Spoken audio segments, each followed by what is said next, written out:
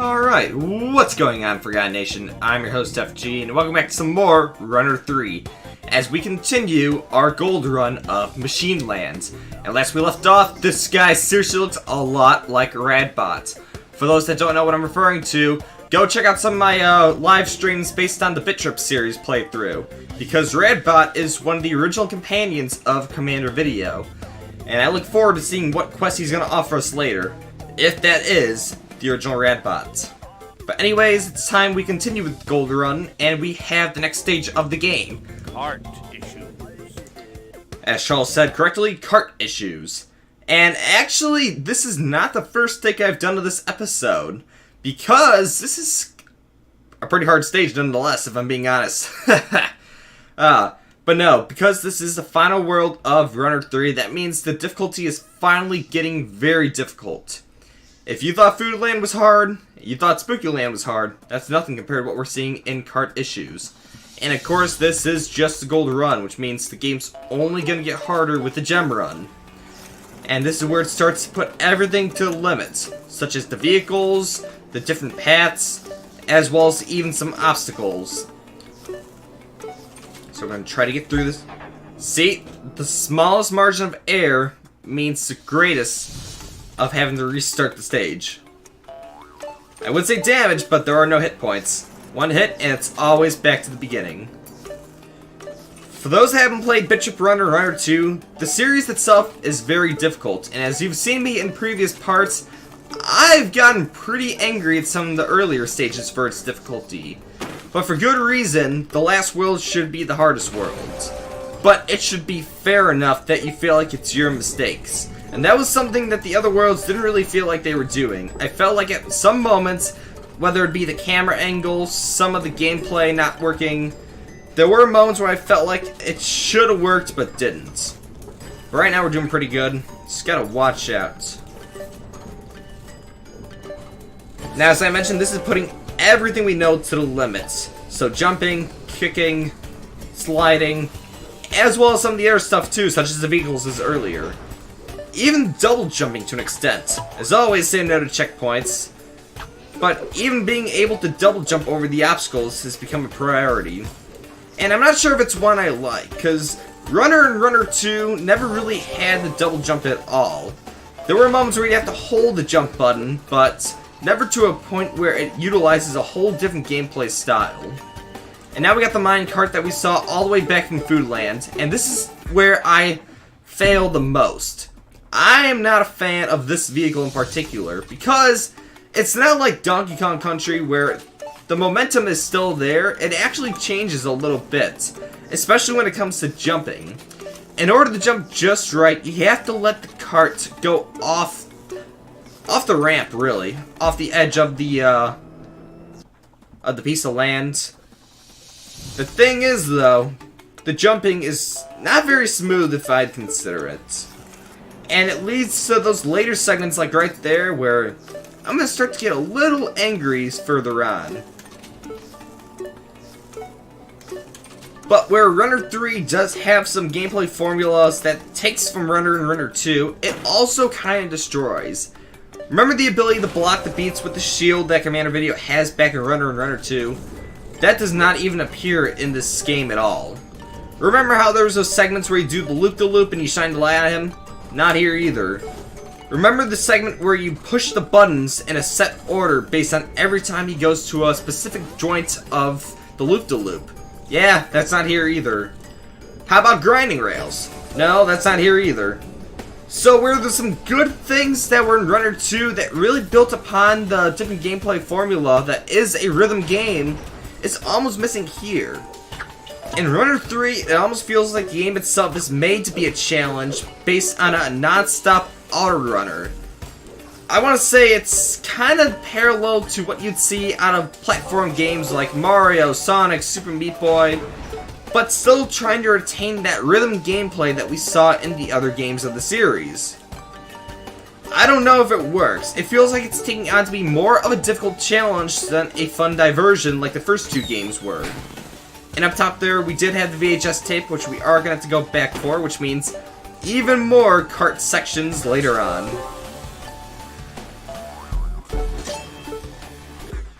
And then we have this guy here. For those that watch Spooky Land, you know I hate these segments.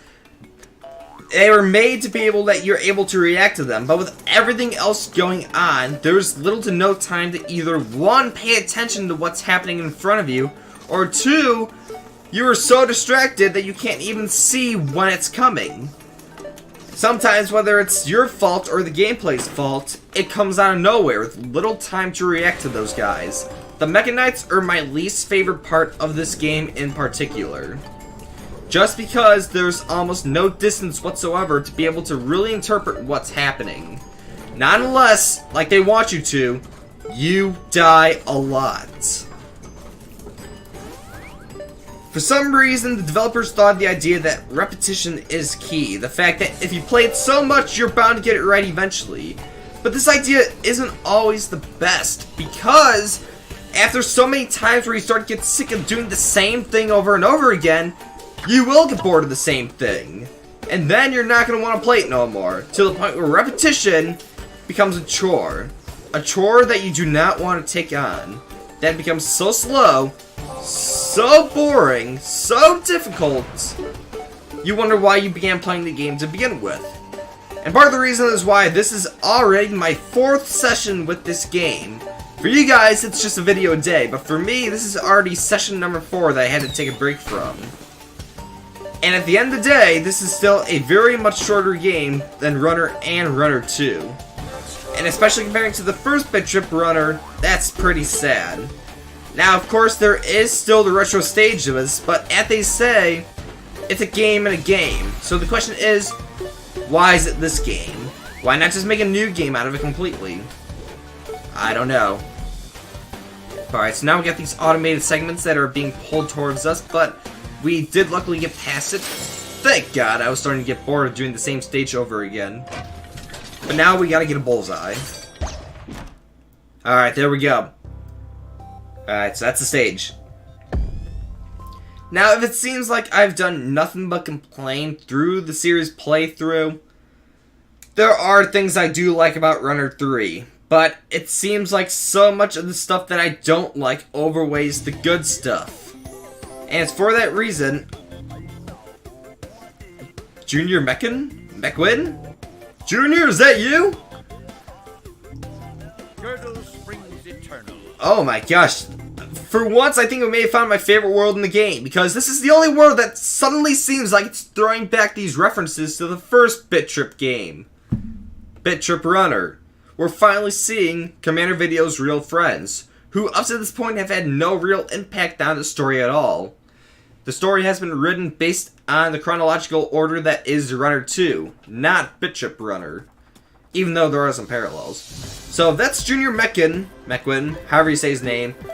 I'm actually looking forward to the hero quest this time around. All we need now is Super Meat Boy. Ah, we missed the gold. But considering that Super Meat Boy has already got his own game happening, I don't know if it's later this year or 2019. I don't know if we're gonna see him again. I mean, we did get Dr. Fetus back in Runner 2, but to see Meat Boy again? I don't know. Alright. And we missed the gold. I get the feeling these later stages we're gonna be failing a lot, not because of the difficulty, but because we're missing all the gold. Alright, so take it easy now. Switch. Alright, so I gotta time it just right by the looks of it. There we go. A lot of obstacles in the way. Okay, careful now.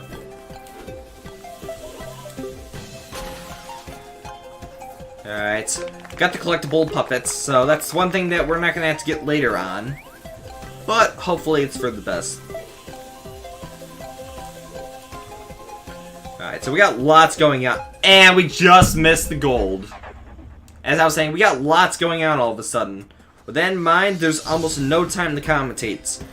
And I give props to those that have also done series playthroughs of this game. Or even Runner 2, or Bit.Trip Runner as a matter of fact. Because with games with so much going on the screen that requires a lot of critical thinking, It is honestly really hard to commentate for a game like this. And I want to thank everyone that's been watching up to this point, because I know some of my commentary has been rambling at some points, and there have been the big flip-out sessions, but for what it is, I thank you guys for sticking through it with me. Because this has been one of my most successful series playthroughs I've done on the channel. Alright, careful now.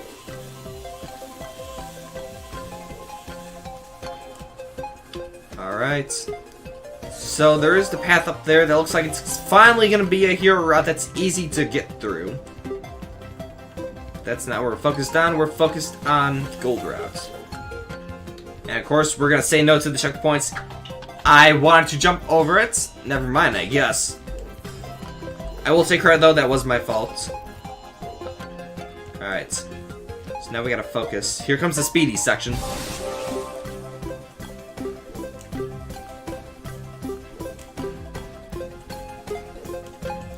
Okay, as I'm focusing here, I am gonna say a couple of things. So, of course, once we finish the main levels of Runner 3, the game's not over yet because we still have a whole other game to do. We have the retro stages, the game in a game.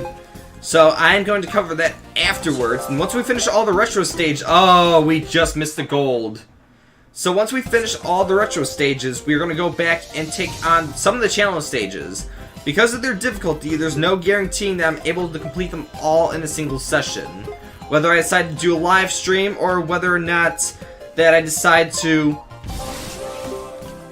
essentially just make the videos but not complete them. I know I promised 100%, but not even some of the creators were able to finish those levels. And for my practice, they are pretty hard. I still have trouble with 95 windows. But I am hoping to try to get them done. Alright, so now we're getting the gold. Here's this section again, so we gotta be careful.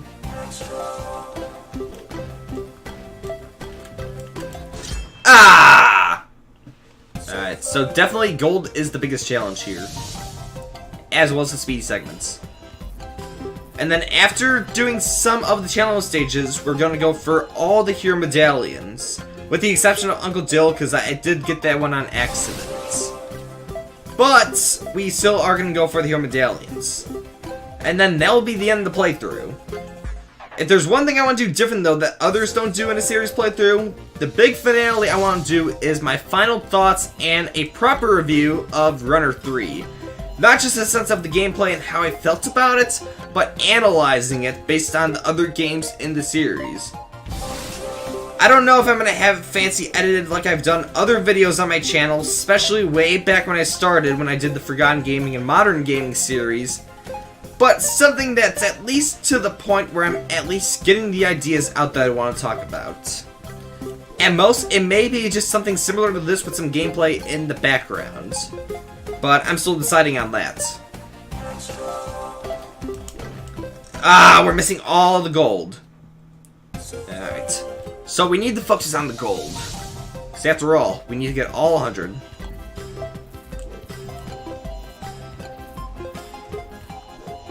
Alright.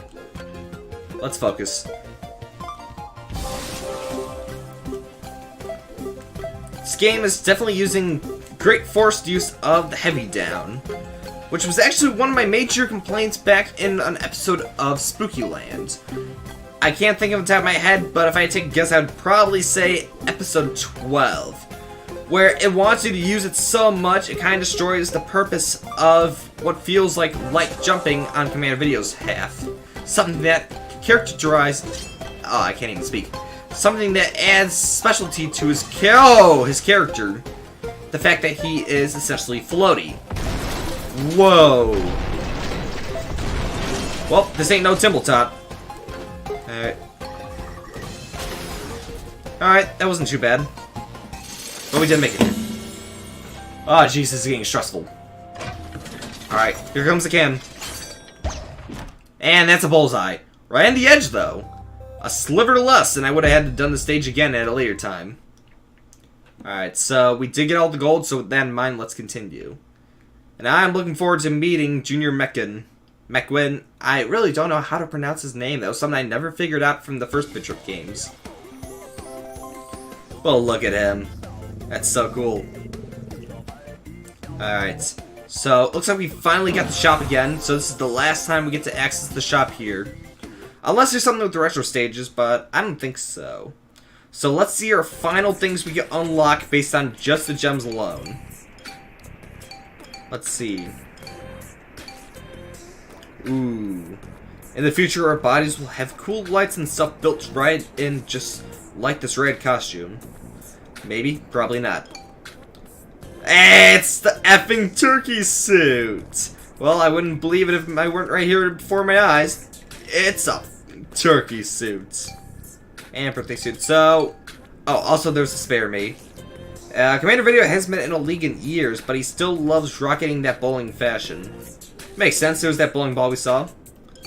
And it looks like everything for Commander Video. Anything with the capes?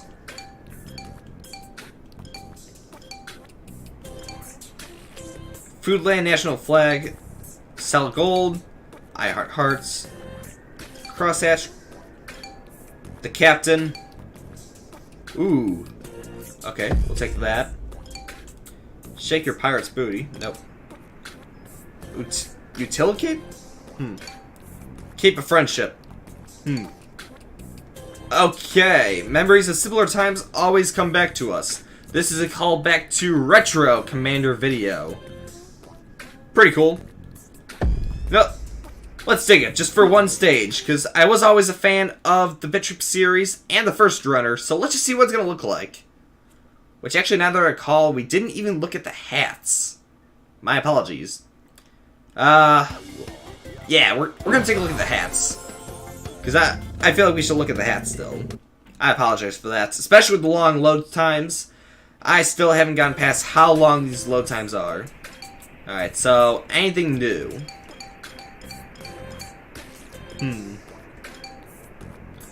Beat boxes. Oh, okay, those are like the... Wait, nope, we've already seen that already. Copyist notes. Unlock it, but we're not going to wear it. Wild and crazy. Exhausted. A clever disguise. Mode up throwback. Okay, before boomboxes. Oh, I get it. That's a callback to when you grab the plus, that's the stuff that'd fall behind you. That's pretty cool. I guess that's the cell phone behind him? And then the natural. Alright, so for one stage only, we're going to have this classic Commander Video cape behind us. And hopefully this is pretty cool stuff we're going to see. Because I was a fan of the first Bit.Trip series and the first Bit.Trip runner. And too bad he's not an unlockable character here. It would have been really cool to play as Retro Commander Video. But anyways, Charles, what do we got? Maniacal mechanical. Okay. So let's do it. So for those that played the first Bit.Trip series, there was always this mechanical feel to Bit.Trip Runner, as well as even the Bit.Trip universe. Commander Video's home is operated with a lot of mechanical things happening in the background, almost like a sort of energy field. And when he explores the first planet of Bit.Trip Runner, there's like these structures in the background that you see other Commando videos in piloting. I don't know what they are, to be honest, but it seems like they produce some sort of energy as they spin around. And with that in mind, even Commander Video being an alien, there's always been this sense of a technological feel to the Bit.Trip series. And that is definitely present here with Machineland. After all, Timbletot is literally a mechanical being. Okay, what? For the first time, paths that kill. I will give him props, but I feel like this should have been something that was straight from the beginning. So now we gotta watch what path we're actually taking. So, alright. Alright, let's do it. Wait for it. Alright, so make sure we stay on the right side. There we go. But it kind of looks like... No, never mind. Okay, staying left. So, it looks like it's always going to direct us to the wrong one. Yep, it's always going to direct us. Which that kind of sucks, to be honest. Alright. Why not pull a reversal and try to make us actually go the right way for once? Because otherwise, you know you have to push the button. Kind of defeats the whole purpose of it. Alright, so there's the Radbot puppets. But that's for the collectible run. Alright, if I'm being honest, this is one of the better stages. A lot happening. Alright.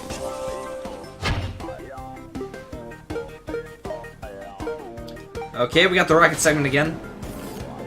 Ooh, we got some energy fields. Whoa! Precision to detail. Alright. Nothing too bad, we can do it. It does feel like, I don't know, but these stages are actually much longer than what we've seen in Foodland or Spooky Land. For a good reason, it is the last world, but with the way that Runner 3 is presented, longer isn't a good thing in this case. Because it means if we fail, it takes even longer to get back to where we were. And you know me, I'm not the biggest fan of checkpoints. Alright, let's keep going. Yeah, it always directs you to the bad path, so you know you have to push the button when you get there. It kind of ruins. Oh, whoa, whoa, whoa, whoa! I pushed the button! Come on! Alright, we can do it again.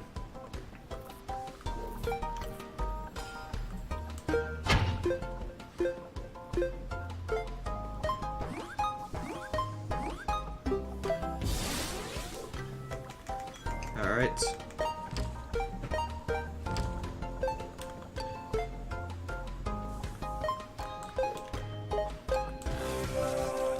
Alright, here we go. Never take.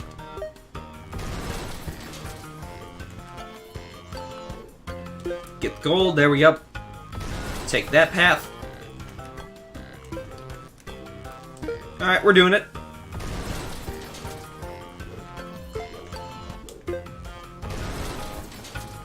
And jump right up. Hold it. Kick. There we go. Sliding down. Alright, heroic feet.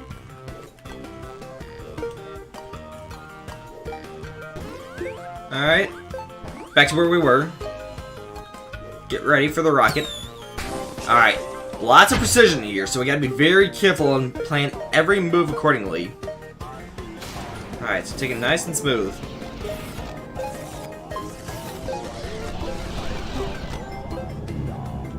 Careful. Alright, we're doing it. Watch out for the energy fields. Small little hole, there we go. Alright, looks like the rocket's still going. I guess the whole rest of the stage is the rocket. Alright, we got this.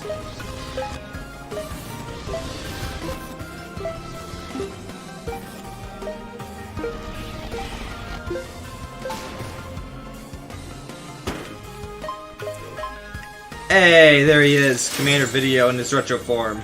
But we did make it. Alright. That was actually pretty extraneous with the rockets. Nothing too bad, but still, nonetheless, a lot going on. Alright. So we're progressing smoothly through Machineland. It looks like we're approaching the last 3 stages that the game has to offer. And it looks like we may be facing Timbletot sooner than we know it. With that in mind, though, I think that's going to do it for this episode of Runner 3. So awaiting us is the last of the gem runs. And with that in mind, we are slowly approaching the end of the main campaign that is Runner 3. Sure, there's still more that awaits, but time is starting to come short. With that in mind, thank you guys so much for watching, and as always, I'll see you in the next video. Let's finish this once and for all.